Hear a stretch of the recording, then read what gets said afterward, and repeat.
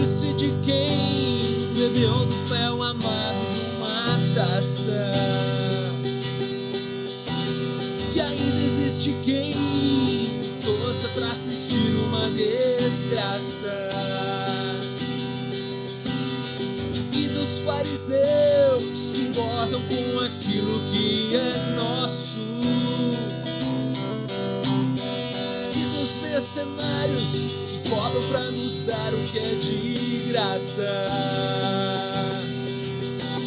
Lembre-se de quem gera nas entranhas o seu povo. Que valemos mais do que o mundo inteiro com seu ouro. Que aquele sacrifício é vivo e permanece sobre todos nós para sempre.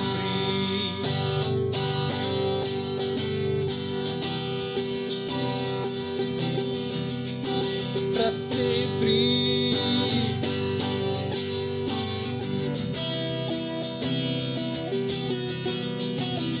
Lembre-se do pão que nunca nos faltou em meio à seca. De quem multiplicou e faz com que nenhum dos seus se perca. Que nunca foi alguém de carne e osso que nos fez mais nobres. Que não há mais ninguém melhor do que alguém que se fez pobre. Lembre-se de quem nos deu o próprio sangue como um selo. E homens vão e vêm, mas ele permanece eternamente. Que aquele que desceu é o mesmo que subiu e que nos levará para sempre. E eu vou me lembrar de não me esquecer de tudo que eu fiz e sempre acreditar que o que lhe faltar Deus já me deu pelo que eu vivi. Sempre glorificado. E eu vou me lembrar que mesmo assim eu nada sou. E sempre acreditar que quando eu morrer eu vou viver e sem parar pra sempre glorificar o meu Deus. Tchau. Eu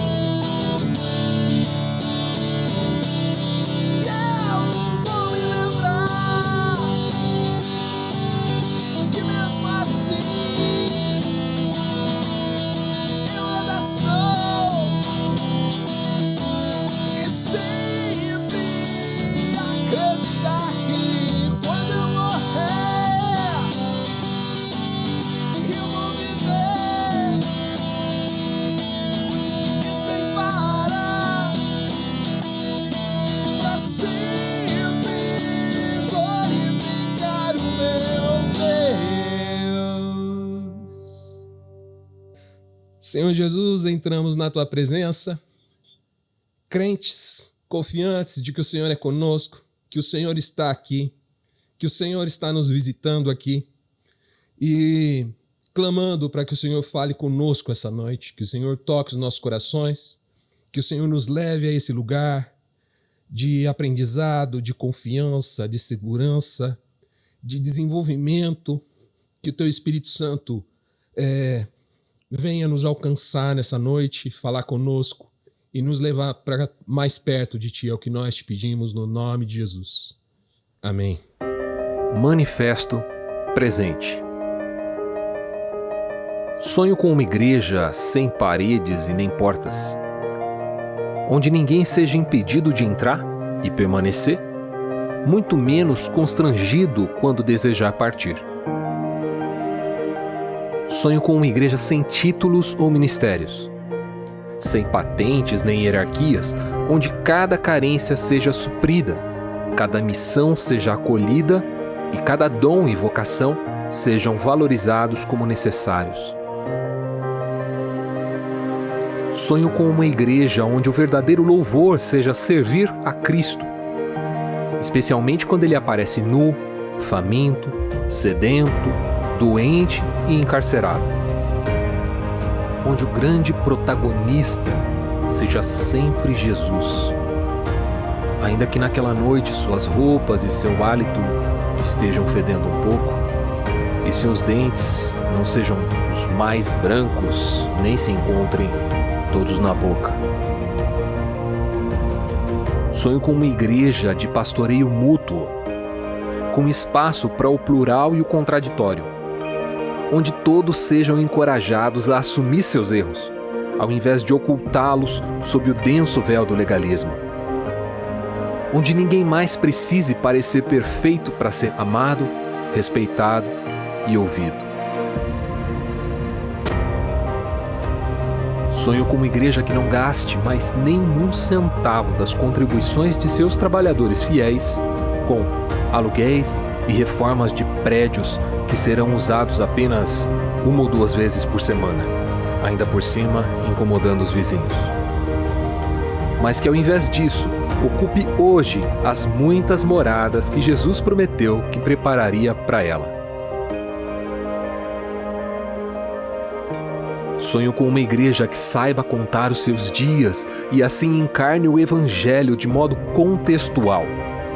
Não por mera complacência, mas pelo compromisso com a missão que Deus está fazendo na terra.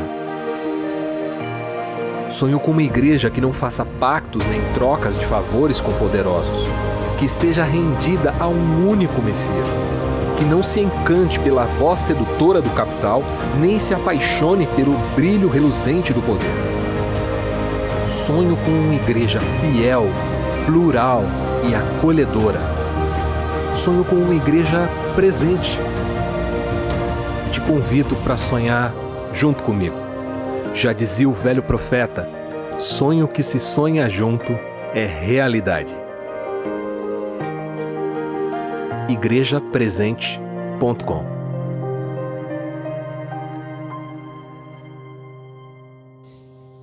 Bom, esse é o segundo encontro que a gente está fazendo, conversando sobre o nosso manifesto presente. Se você não viu a primeira mensagem, sugiro que você, assim que for possível, olha lá no nosso canal de YouTube, youtube.com/igrejapresente, tá? Aliás, se essa é a primeira vez que você está vendo a gente, seja ao vivo ou gravado pelo YouTube, seja muito bem-vindo, sinta-se em casa. Você está aqui em família, nós também queremos te abençoar, te escutar, orar por você, então fica à vontade para chegar e participar. Manifesto Presente é o texto fundante dessa nossa comunidade e eu escrevi ele, a primeira versão, em 12 de dezembro de 2021, enquanto a gente voltava de uma viagem para a praia. A minha cunhada estava dirigindo, eu estava acho que no banco de trás, a Dani no banco das frente, não me lembro direito, acho que era isso. E eu vim escrevendo no celular esse texto, com base nas conversas que a gente vinha tendo nas reuniões da Igreja Presente. E a partir dali eu trouxe para o pessoal e houveram, claro, acréscimos, alterações, ajustes, né? Todo mundo participou na época, podendo sugerir, né? E a gente chegou nesse texto como o texto final. O texto final é esse que está no vídeo, né? Eu acho que questão de semanas a gente produziu esse vídeo aí e algum tempo depois colocou para todo mundo ver, né? A intenção dessa série de mensagens é alinhar o pensamento de todos nós em torno dessa proposta. Como eu já disse na semana passada, se a gente entra num ônibus é bom a gente ter certeza de que a gente está indo para o destino que a gente quer ir. Caso contrário, a gente nem perde tempo e procura um outro ônibus que está indo para o lugar que a gente quer. Então, é por isso que a gente está fazendo esse alinhamento, apresentando quais são as ideias, qual é a direção que a gente está caminhando, né? Aí, a partir daí, a gente pode propor, sugerir, de repente, pode passar em tal lugar antes, né? Você não vira para o motorista, viu? Você pode parar em tal ponto antes? E aí, às vezes dá, né? Às vezes, se não for atrapalhar todo mundo, dá para parar no outro ponto antes, né? Mas não dá para andar para uma direção completamente distinta daquela que o ônibus está indo, né? Então, coletivamente, a gente se define assim e é bom a gente estar alinhado, né, com esse destino. Partindo, então, para o segundo parágrafo do manifesto presente, a gente estudou semana passada o primeiro parágrafo, hoje a gente vai para o segundo parágrafo. O segundo parágrafo diz assim: sonho com uma igreja sem títulos ou ministérios, sem patentes nem hierarquias, onde cada carência seja suprida, cada missão seja acolhida e cada dom e vocação sejam valorizados como necessários. A Bíblia nos fala sobre alguns homens e mulheres especiais. Por exemplo, Moisés. Moisés é aquele que o faraó tentou matar no momento do nascimento, mas que, por uma fria ironia, acabou sendo tratado como um príncipe dentro do palácio do mesmo faraó. E, no fim, acabou libertando o seu povo da escravidão dos egípcios, né? E guiando eles até a terra de Canaã. Quem assistiu O Príncipe do Egito conhece bem essa história, sabe bem do que eu estou falando, né? Até a música foi muito famosa na época, né? Tocava em todo lugar a música do Príncipe do Egito. Segundo a tradição, ele é o autor, Moisés, o autor dos 5 primeiros livros da Bíblia que a gente chama de Pentateuco. São os livros de Gênesis, Êxodo, Levítico, Números e Deuteronômio. São os 5 primeiros livros das Escrituras. A autoria é atribuída a Moisés. Ainda que existam discussões, que é bem provável que tenha mais gente participado dessa redação, mas na tradição bíblica, a gente considera o seguinte: o autor não é necessariamente quem pegou a pena e escreveu, mas a partir das ideias dele é que aquele texto foi redigido. Assim como, por exemplo, os Provérbios, provavelmente não foi Salomão quem de fato escreveu, mas foi a partir do pensamento de Salomão que aquele texto foi concebido, e por aí vai. Então, da mesma forma, o Pentateuco é criado, é redigido a partir de Moisés. Então, imagina uma pessoa muito importante. Ou então, outra pessoa importante nas Escrituras, Radassa, né? A gente estudou alguns meses atrás. Radassa, que também é conhecida como Esther. Essa mulher foi entregue pelo próprio tio para virar uma concubina no harém do imperador Xerxes. E por uma intervenção divina, ela se tornou rainha no lugar de Vasti, que tinha sido a primeira esposa do imperador, que ele exilou por insubordinação. Acontece que nessa posição de rainha, Radassa pôde denunciar um dos conselheiros ao seu marido, o rei. E esse conselheiro planejava exterminar o povo de Radassa, o povo de Israel, por causa de inveja do tio dela. No fim, o conselheiro que tinha maquinado tudo é que foi enforcado na mesma forca que ele tinha construído para enforcar o tio de Radassa. É uma trama palaciana que faz inveja até para Game of Thrones, né? Radassa, outra pessoa especial nas Escrituras, dirigida por Deus para fazer tudo o que fez. Mas a gente pode citar um monte de outros. Raabe, Josué, Miriam, José, Davi, Sansão, Débora, Elias, Maria, Isaías, Ruth e um monte de outros, né? Talvez a gente ia perder horas aqui e não ia conseguir lembrar de todas as pessoas especiais que a Bíblia aponta. Essa pessoa teve sobre si o Espírito Santo guiando a uma obra que era sobrenatural, que não poderia ser feita por mãos humanas. Foram pessoas ordinárias que, num momento das suas vidas, foram capacitadas de um modo extraordinário, um modo sobrenatural. Foi Deus quem escolheu derramar o seu Espírito sobre essas pessoas. E essa capacitação era especial. Não era natural, não era comum, era extraordinária. Em muitos casos, ela foi destinada a uma única tarefa, ou pelo menos a um período de tempo muito curto. É por isso que Davi chega a orar a Deus ali no Salmo 51, ele diz assim: não me repulses da tua presença e nem retires de mim o teu Santo Espírito.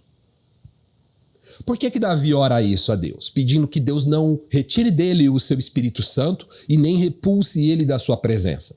Porque ele tinha presenciado o que tinha acontecido com o rei anterior, Saul, que foi rei por um tempo, mas depois de um determinado tempo, ele já não era mais o rei que Deus queria para Israel. Davi não queria repetir os erros do seu predecessor, do rei anterior, Saul. Essa lógica dos ungidos, dos especiais, daqueles que recebem títulos, que recebem notoriedade, os heróis, né? A gente ouve muito esse termo, né? Os heróis da fé, os heróis da Bíblia. Foi sempre um padrão das organizações sociais. Isso vai acontecer em organizações políticas, isso vai acontecer em organizações familiares, e isso vai acontecer também em organizações religiosas. Em organizações políticas, você tem os heróis da pátria, aquelas figuras, libertadores da pátria, a figura de Dom Pedro lá, proclamando a independência do Brasil com uma espada levantada e tudo mais. Você vai ter nos nossos ambientes familiares a figura da matriarca ou do patriarca, como aquela pessoa sobre a qual repousa toda a responsabilidade, toda a liderança daquele ambiente familiar, né? E isso é muito comum e está em todas as culturas, tanto do ponto de vista político, do ponto de vista familiar, do ponto de vista religioso. Mas existe um Novo Testamento, né? Que nos dirige numa direção um pouco diferente. Se a gente abrir lá, e esse vai ser o nosso texto base, Lucas, capítulo 3, versos de 1 a 6. Olha só o que Lucas escreveu. Aliás, um parêntese, Lucas é talvez o único autor bíblico que não era judeu. Isso é muito interessante. É o único autor bíblico que era grego. Ele não era judeu, não era descendente de Abraão. Mas ele era muito interessado nesse assunto e ele queria escrever sobre. Então, ele escreve 2 livros da Bíblia, o Evangelho de Lucas e o livro de Atos, tá? Então, Lucas 3, de 1 a 6. Era o 15º ano do reinado do imperador Tibério César. Pôncio Pilatos era governador da Judéia. Herodes Antipas governava a Galileia. Seu irmão Filipe governava a Itureia. E Tracônites e Lisânias governava a Bilene. Anás e Caifás eram os sumos sacerdotes. Nesse ano veio uma mensagem de Deus a João, filho de Zacarias, que vivia no deserto. João percorreu os arredores do Rio Jordão, pregando o batismo como sinal de arrependimento para o perdão dos pecados. O profeta Isaías se referia a João quando escreveu em seu livro: ele é a voz que clama no deserto. Preparem o caminho para a vinda do Senhor. Abram a sua estrada para ele. Os vales serão aterrados e os montes e as colinas serão nivelados. As curvas serão endireitadas e os lugares acidentados serão aplanados. Então todos verão a salvação enviada por Deus. Enquanto os políticos, César, Pilatos, Herodes, etc., dividiam os palácios, e o cargo de sumo sacerdote era ocupado por 2 homens, Anás e Caifás, que por sinal eram sogro e genro, né? O Espírito de Deus soprou bem longe dali, longe dos palácios e longe do templo. O Espírito de Deus soprou no deserto, onde estava João Batista. E repare na mensagem de Isaías que Lucas avisa aqui que faz referência a ele, João Batista. Os vales serão aterrados. Então, vale aterrado. Os montes e colinas serão nivelados. As curvas serão endireitadas, os lugares acidentados serão aplanados. Então, todos verão a salvação enviada por Deus. Essa é uma mensagem muito subversiva. Ela eleva o oprimido do pó, da sua condição de rebaixado, ela traz ele, Ela destrona as autoridades das suas torres de marfim e também traz ela para o mesmo nível. É isso que significa: os vales serão aterrados e os montes e colinas serão aplainados. Ela corrige os desvios. É isso que significa: as curvas serão endireitadas. E ela equilibra as condições. É isso que significa: os lugares acidentados serão aplainados. Aí você entende por que é que eu sempre insisto que eu amo falar sobre equidade. Porque equidade é o coração, é o cerne, é o centro da mensagem do Evangelho. Olha só um pouquinho mais adiante em Lucas, capítulo 7, versos 24 a 28, o que é que Jesus vai falar acerca do seu primo João Batista. Depois que os discípulos dele saíram, eram os discípulos de João, Jesus começou a falar a respeito dele para as multidões. Que tipo de homem vocês foram ver no deserto? Um caniço que qualquer brisa agita? Afinal, o que vocês esperavam ver? Um homem vestido com roupas caras? Não. Quem veste roupas caras e vive no luxo mora em palácios. Acaso procuravam um profeta? Sim, mas ele é mais do que um profeta. João é o homem do qual as escrituras se referem quando dizem: envio o meu mensageiro adiante de ti e ele preparará o teu caminho à tua frente. Eu lhes digo, de todos os que nasceram de mulher, nenhum é maior que João Batista. E, no entanto, até o menor no reino de Deus é maior do que ele. Pergunta: Jesus está dizendo isso de João. Se a partir de João Batista nós não temos mais hierarquias, é isso que essa profecia de Isaías diz, não existe mais o grande e o pequeno. A partir de João Batista todos são iguais, porque todos verão igualmente a glória do Senhor. Se a partir de João Batista a gente não tem mais hierarquias, por que é que Jesus vai dizer que ele foi mais do que profeta e que não existiu homem nascido de mulher maior do que ele? Simplesmente porque é ele quem coloca fim a essas estruturas hierárquicas religiosas. É João Batista quem envergonha o rei Herodes, inclusive, que é quem perde a cabeça dele depois, quer dizer, cumpre, né, o pedido de Salomé. E ele envergonha próprio Anás e Caifás, trazendo a mensagem de Deus fora das estruturas de poder. A partir de João Batista, a gente não tem mais um rei como Herodes. A gente tem Cristo, rei dos judeus, né? A partir de João Batista, a gente não tem mais o sumo sacerdote como Anás e Caifás. A gente tem Cristo, sumo sacerdote para sempre, segundo a ordem de Melquisedeque. Ao mesmo tempo, até o menor de nós é maior que João. Jesus disse isso. Porque no reino de Deus, o maior é o que serve. Nem sem compreender essa lógica de que o maior é o que serve e o menor é que é servido, os irmãos Tiago e João pediram a Jesus que eles se tornassem pessoas importantes no seu reino que estava por vir. Vocês se lembram o que Jesus respondeu para eles? João 3, 27 a 30. Ninguém pode receber coisa alguma a não ser que seja recebida... Perdão, eu estou lendo o texto errado. Jesus, Marcos 10, 42 a 45. Então Jesus os reuniu e disse: vocês sabem que os que são considerados líderes nesse mundo têm poder sobre o povo e que os oficiais exercem sua autoridade sobre os seus súditos. Entre vocês será diferente. Quem quiser ser o líder entre vocês, que seja o servo. E quem quiser ser o primeiro entre vocês, que se torne escravo de todos. Pois nem mesmo o Filho do Homem, Jesus, veio para ser servido. Olha só, Jesus não veio para ser servido, mas para servir e dar a sua vida em resgate por muitos.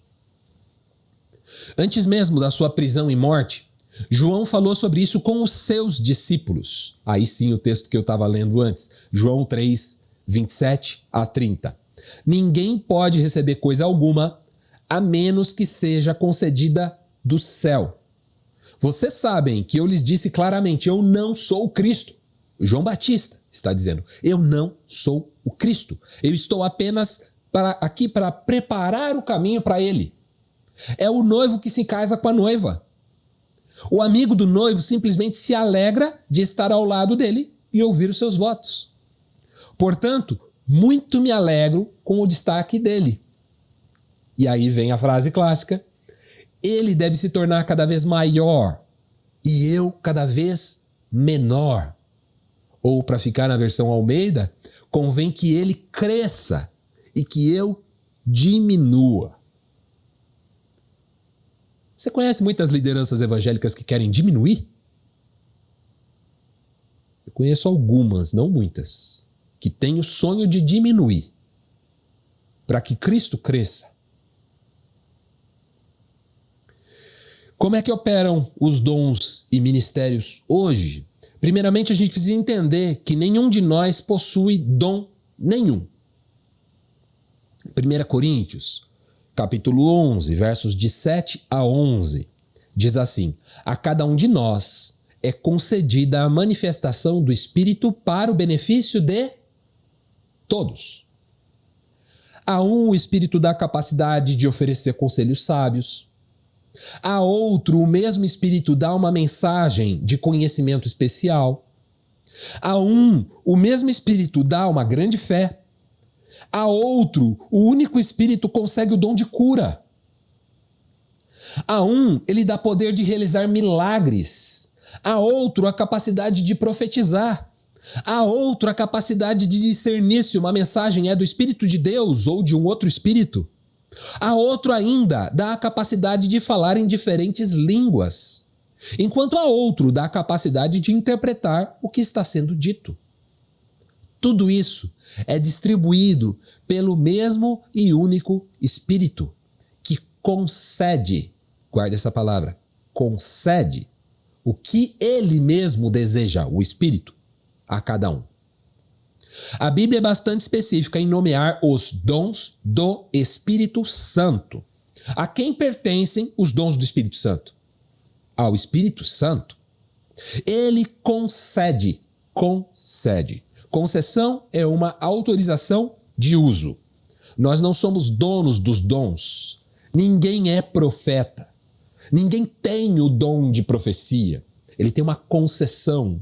Nós somos apenas usuários, autorizados momentaneamente pelo Espírito Santo. Quem se considera dono do dom, já abandonou a fé. Está em pecado contra o Espírito Santo. Está se achando demais. Está achando que é o rei da cocada preta. Ninguém é.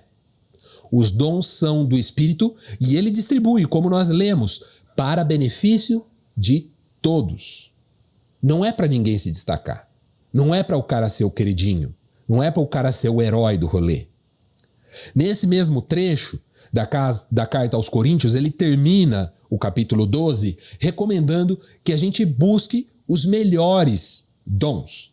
Na versão da NVT, que é essa que eu estou lendo, ele diz os dons mais úteis. Os dons mais úteis para quê? Benefício de todos. Não é o mais útil para eu ter mais destaque.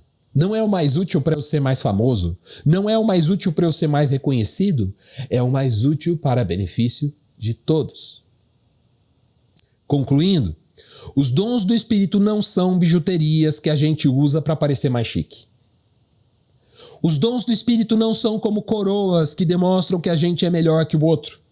Os dons do Espírito não são como um iPhone, um carro zero que a pessoa exibe como um símbolo de aprovação divina. Os dons são úteis, são ferramentas. Você fala assim, o pastor tem que ser honrado. O pastor não tem que ser honrado, porque nem pastor, para todos os efeitos, ele é. Ele está exercendo um dom por uma capacitação do Espírito Santo que emprestou para ele, concedeu que ele pudesse exercer essa função. E essa função é exercida não para a sua honra, mas para o benefício de todos. Os dons suprem carências, suprem necessidades. Os dons capacitam para o cumprimento de uma missão que Deus colocou no nosso coração. E se Deus colocou uma missão no seu coração, só Ele sabe quanto essa missão é importante, talvez nem você saiba. Só Deus sabe. E a pessoa que vai ser abençoada por essa missão. Afinal, os dons são para o benefício de todos. Não são para quem exerce, são para todos. É por isso que aqui na Igreja Presente a gente não usa títulos nem patentes.